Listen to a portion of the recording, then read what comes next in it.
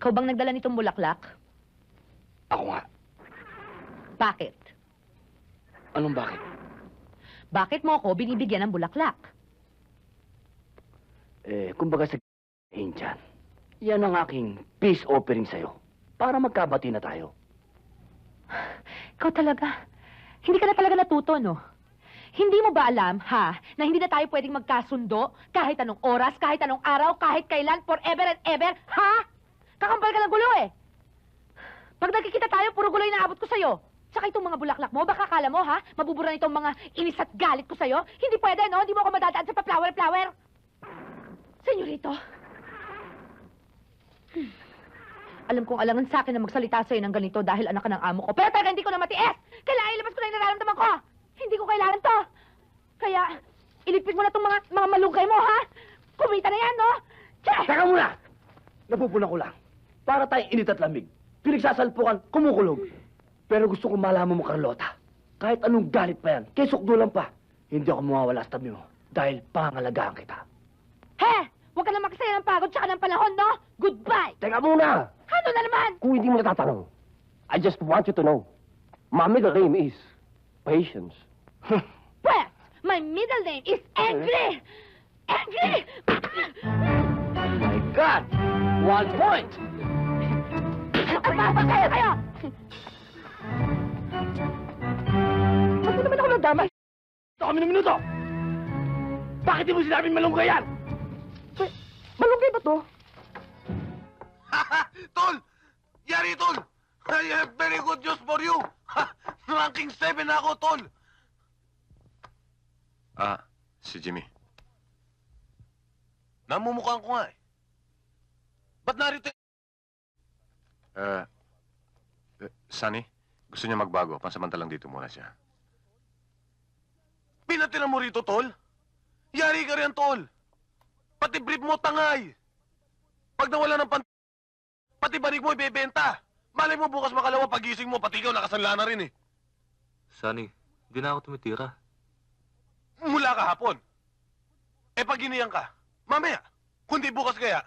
Sunny, nangako siya sa akin. Bilang kapatid, tutuparin niya. Kapatid! Tol! Kung tayong dalawa na walang bisyo, pwede pa. Pero yan... Uy! Hindi tayo maliwanag! Huwag makikalaw, ha? Pare, nasa bakuran namin, kaya amin. Pwede na, boss! Makulit kayo, ha? Mga kayo, pare! Gusto namin to.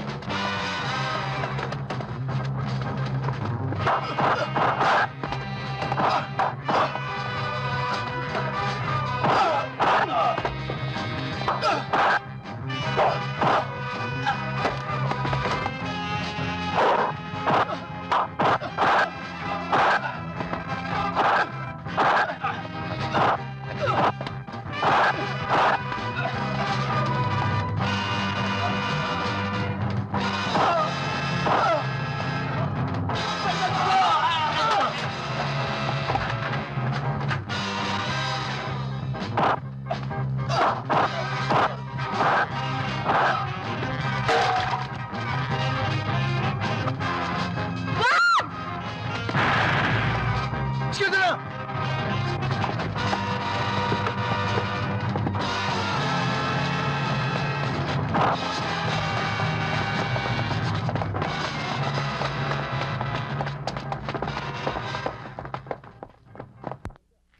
Tol, hiningal ka.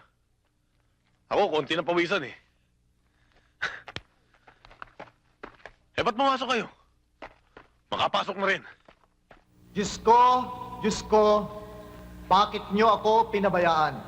Ito ang mga salita ng Panginoong Hesukristo ayon sa Ebanghelyo ni San Mateo.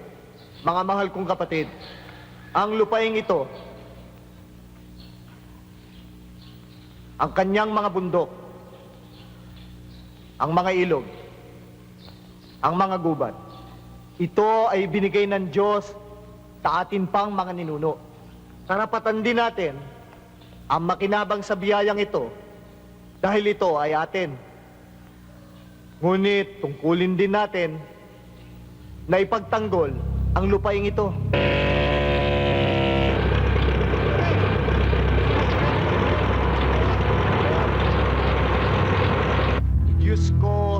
Diyos ko, bakit niyo ako pinabayaan? Inuulit-ulit ko ang mga salitang ito, mga kapatid, dahil may mga nagnanais na agawin ang lupaing ito sa atin. Nasaksihan natin ang pagdating ng Cellophil Resources Corporation. Ang kanilang pag-angkin sa ating mga bundok at sa lupa pa ng ating mga ninuno. Makapangyarihan ang umaangkin sa ating mga lupain. Malupit ang ating mga kalaban. Kagaya Ano ba ni naman Jesus. kayo? Hindi niyo ba nakikita? Nagmimisa pa. Maaari din kayong dumaing. Diyos ko, bakit niyo ako pinabayaan?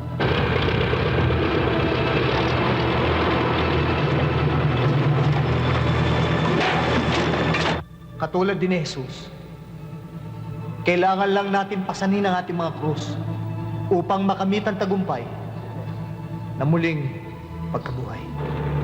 Taga! Dapat panindigan natin ang lupaing ito. Saka na yan, tirahin mo na muna yung iba. Sige!